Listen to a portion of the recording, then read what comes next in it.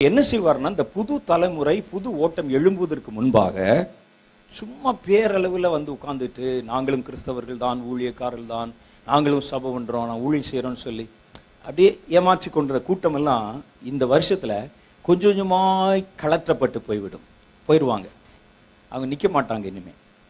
ஏனென்றால் அவர்கள் சில ஆட்கள் என்ன செய்வான்னா, தானும் ஓட மாட்டான், ஓடுகிறவனையும் ஓட விட மாட்டான்.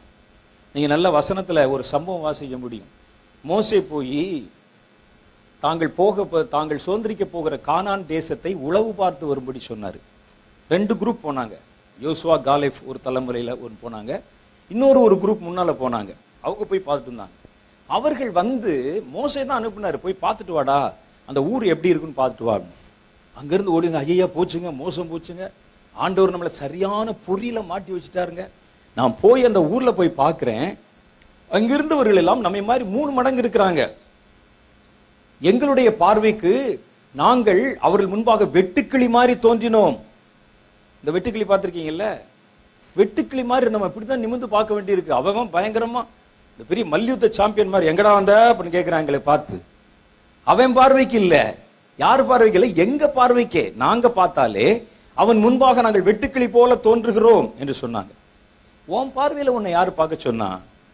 நீங்கள் யாருடைய பார்வையில பார்க்கணும்? கர்த்தர் உங்களை குறித்து என்ன பார்வை பார்க்கிறாரோ அந்த பார்வையில நீங்க உங்களை பார்க்கணும்.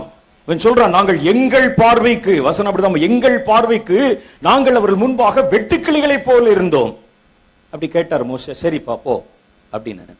அடுத்து யோசுவா காலேப் வருகிறார்கள். அவங்க வந்து சொல்றாங்க, நாம் சுலபமா இந்த ஜனங்களை ஜெயித்து விடலாம்.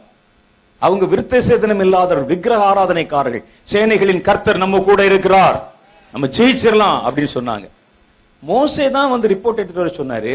மோசேட்ட வந்து ரிப்போர்ட் சொன்னதோட நிறுத்தி இருக்கணும். வசனத்தை நீங்க படிச்சு பாருங்க.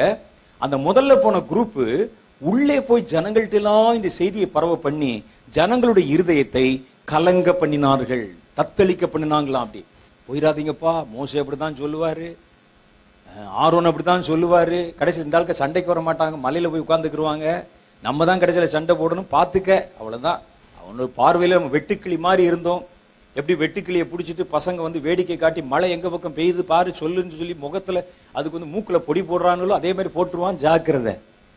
அல்லது இடுப்புல கயத்தை கட்டி உன்னை பறக்க விட்டுருவான், ஜாக்கிரன்னு சொல்லி துர்ச்செய்தியை பரவ பண்ணினார்களாம். அப்ப துர்ச்செய்தியை பரவ பண்ணா ஜனங்களுடைய இறுதி தவிக்க ஆரம்பிச்சு, ஐயோ போக கூடாதுன்னு சொல்லி. நான் ரிப்போர்ட் வாங்கிட்டு சொன்னா என்கிட்ட சொன்னோட நிறுத்திடணும். இவன் ஏன் போய் ஜனங்கள்ட்ட எல்லாம் சொன்னா? அது ஒரு கூட்டம். அப்படிப்பட்ட ஒரு கூட்டத்தை, ஒரு காரியத்தில் அவிசுவாசம் உள்ள ஜனங்கள் நம் நடுவில் இருக்கும் பொழுது அவன் தானும் வேலை செய்ய விட மாட்டான், வேலை செய்ய விரும்புகிறவனை வேலை செய்ய விட மாட்டான். அதனால கர்த்தர் என்ன செய்கிறார் என்றால், அப்படிப்பட்ட பலவீனர்களை ஊழியங்களில் இருந்து நிறுத்தி விடுவார், கியூட் பண்ணிடுவார். அதான் கர்த்தர் இந்த வருஷத்துல என்கிட்ட பேசினது. முதல்ல இப்ப என்ன நடக்க போகுது? பலவீனர்களை கியூட் பண்ணிடுவார்.